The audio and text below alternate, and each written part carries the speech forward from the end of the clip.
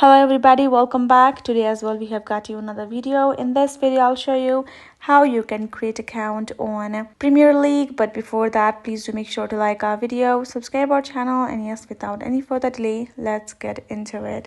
So for that, simply go ahead, open up your app and tap on this option of get started. As soon as you do that, you will find plenty of teams available.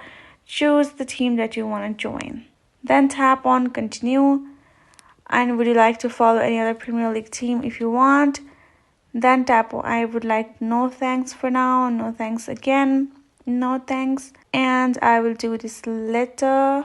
And there we go, we have got inside the app right over here. I can simply start using it, and I simply can go over here. Now I simply have to add in my email and password, but I'm gonna go with my Google ID. I'm gonna ask app not to track, sign in with Google. Let's go use our ID. So for this is simply showing me that I already have an account with this, so I can choose to do with my existing one, but I do not remember the password, so I'm gonna go ahead, register a new account, and this is it. I'm gonna be connecting my date of birth and simply add in your country over here as well, add in your number, tap on next.